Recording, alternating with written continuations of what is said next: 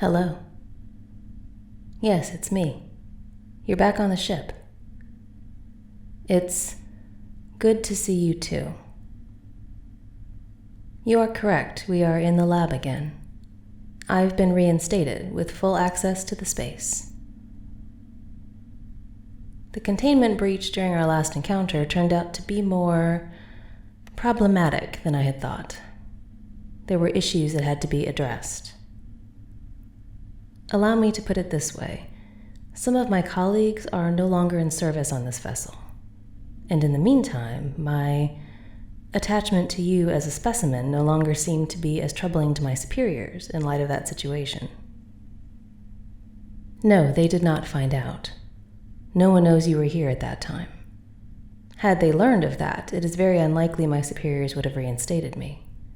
I am quite glad they did not. We are, as you might say, in the clear. Of course you are in the stasis field. Protocols must still be maintained.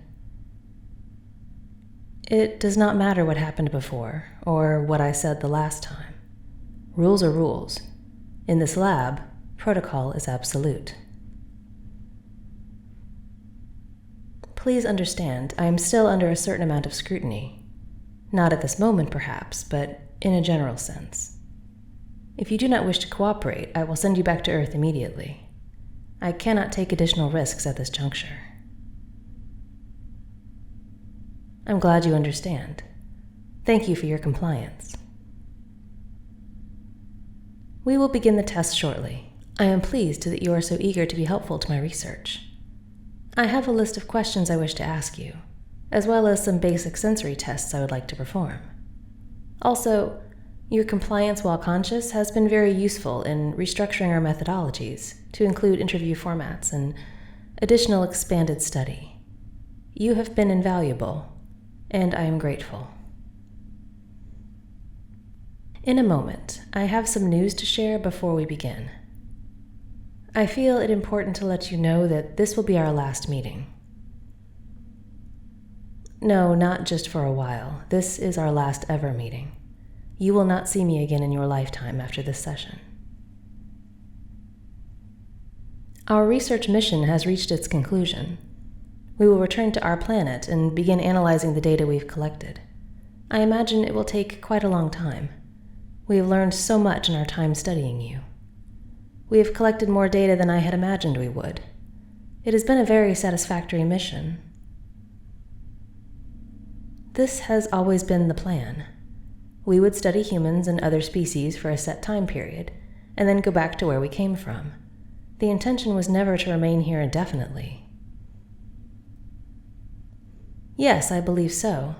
It is very likely that we will return and conduct another study. There is still so much to learn, and humans continue to evolve and adapt. But our species lives far longer than yours does. By the time we have returned here to continue or expand our research, I would expect that at least 150 of your Earth years will have passed.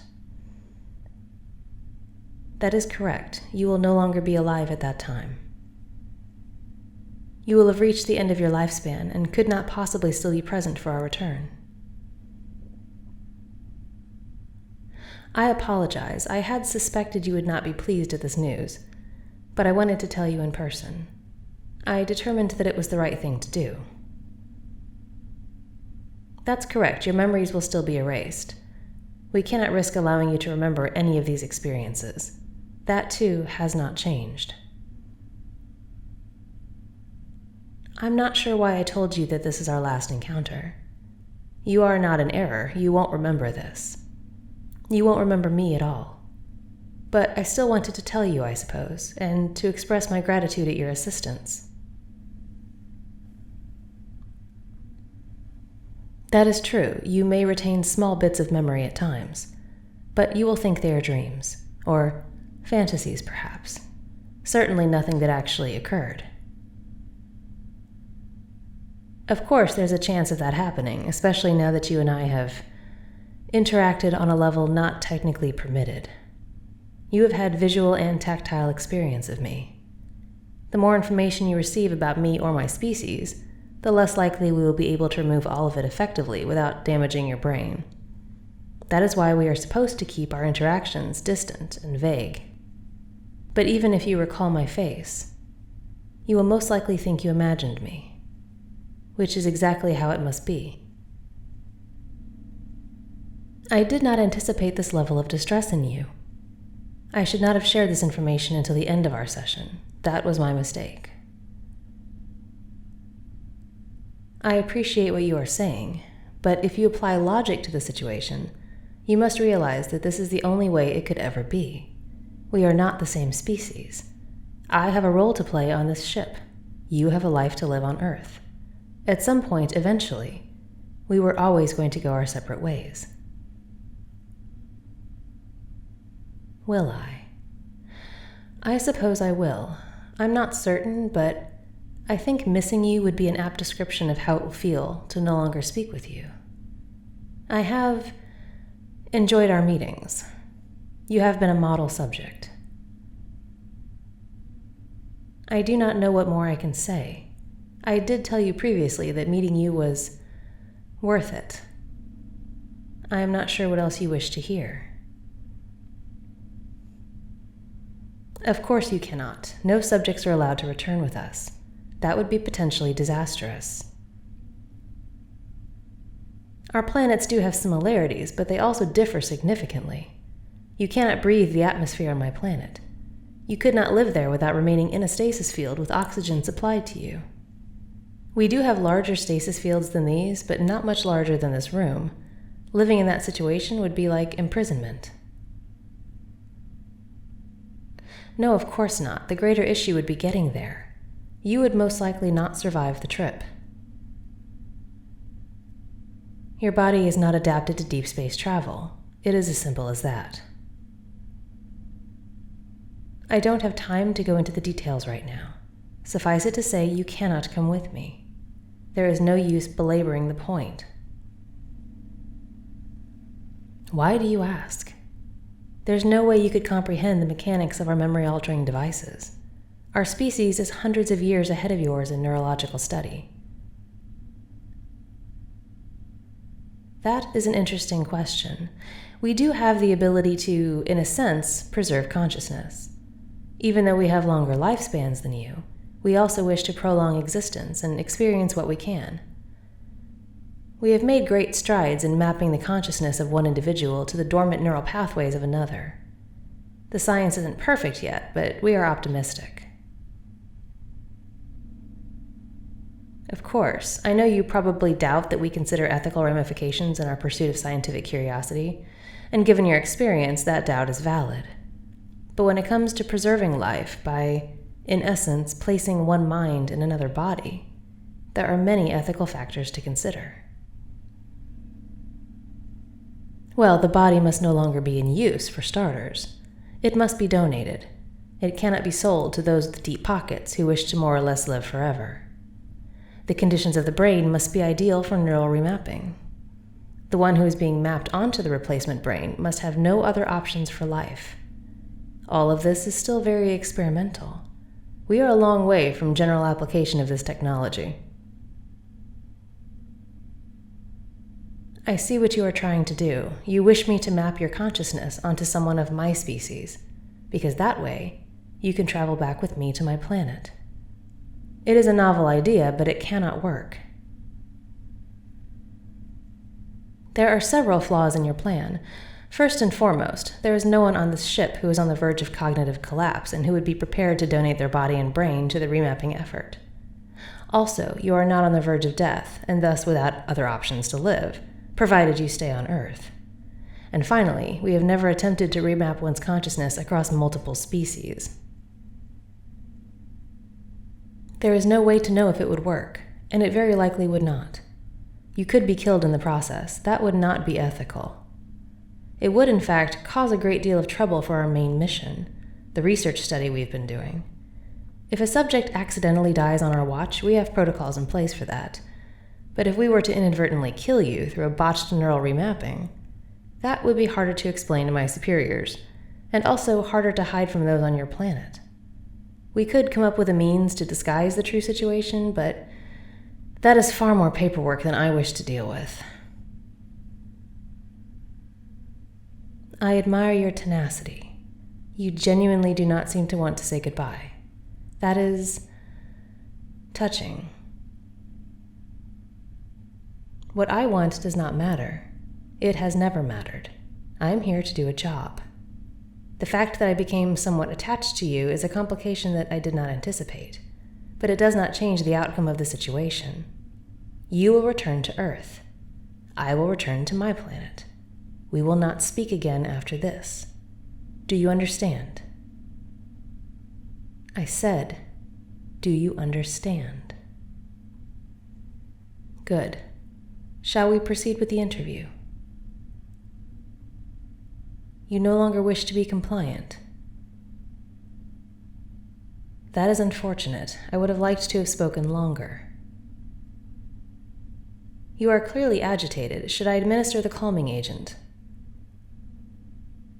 Then you must relax. Please allow me to reassure you, you will not miss me because you will not remember. You will not have any recollection of this place. You will go about your normal life as though nothing has changed. Does that not sound peaceful? But you cannot miss what you do not recall. I would think that would bring you peace. You may be concerned now, but none of those negative emotions will remain once you are back home. That does not make sense. It truly is not more complex than that.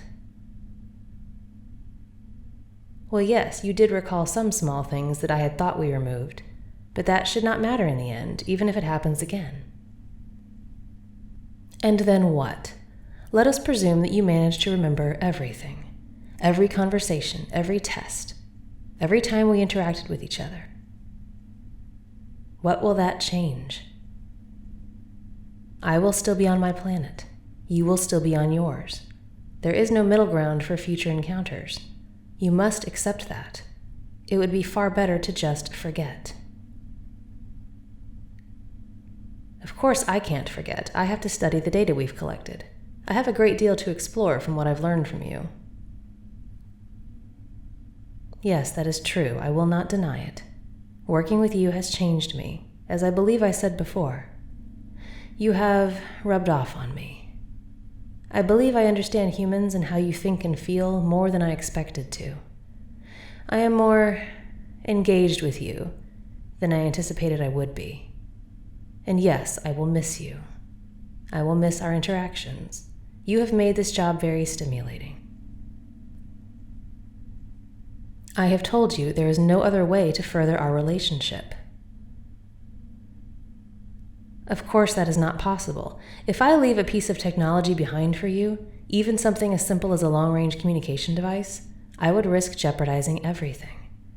You wish to stay in contact, but I wish to protect my people and our work. Not to mention the fact that if I were caught, I would assuredly be placed in detention, and we would not be able to communicate anyway. No, I can't give you anything of the sort. We cannot stay in contact after I've left here.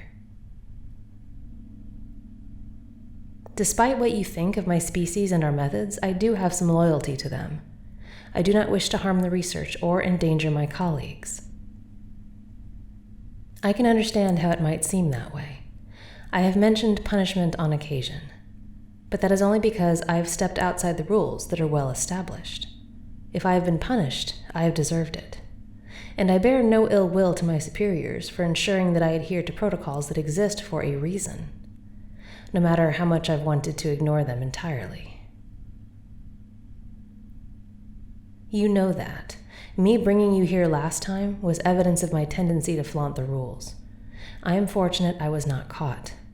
I cannot take any additional risks. You truly do not give up.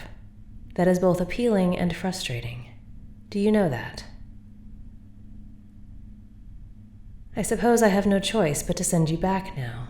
You have expressed a desire to be non-compliant. You continue to attempt to suggest ways in which we might remain connected, but none of those methods is reasonable or safe. I appreciate what you are doing, but it has to stop. You have to stop. Please. This is not pleasant for me, I assure you. I do not wish to say goodbye. But as our mission is complete, goodbye it must be. Stand by for the sedative, human. Do not protest. Just close your eyes. Listen to my voice. Here, feel my hand. You can hold it until you sleep. And remember for as long as you can. You have a few seconds remaining. Thank you for all you have taught me. I have much to think about. I will. You can be assured of that. I will remember. Goodbye, human.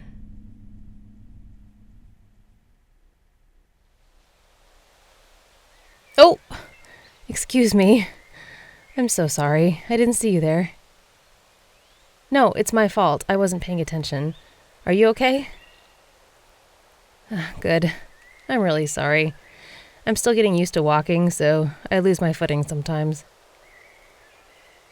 Oh, it's no big deal. I was in a coma for a long time, but now I'm up and about, and apparently not great yet at not running into strangers. Yeah, no, I'm fine. Just glad you're okay. I'm Quinn, by the way. Nice to meet you. This is gonna sound weird, but do I know you? You look so familiar to me. Yeah, sorry, that was weird. Of course I don't know you. Huh. Maybe I saw you in a dream. It was a joke. Although I did have some weird dreams when I was in the coma. Oh yeah. That's probably more than you want to know, though. I should let you get back to your walk. You sure? Sorry, I tend to ramble, even with strangers, apparently. But, I dreamed about a spaceship, come to think of it. I know, right? Sounds kind of crazy. But there was this alien there, and she told me I was dying. She said my brain was not going to recover, so she was asking me to donate my body to her.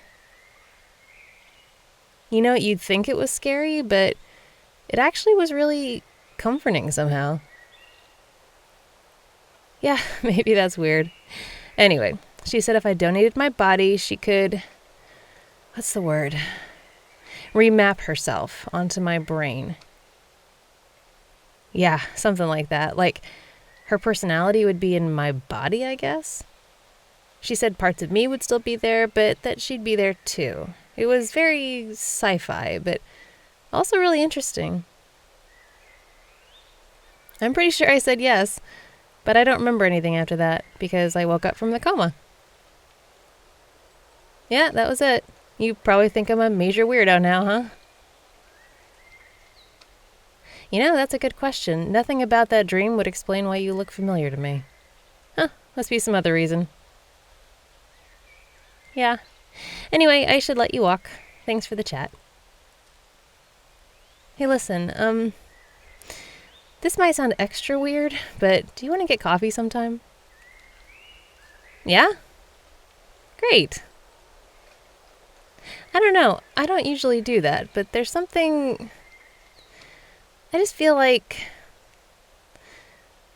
something tells me it would be worth it.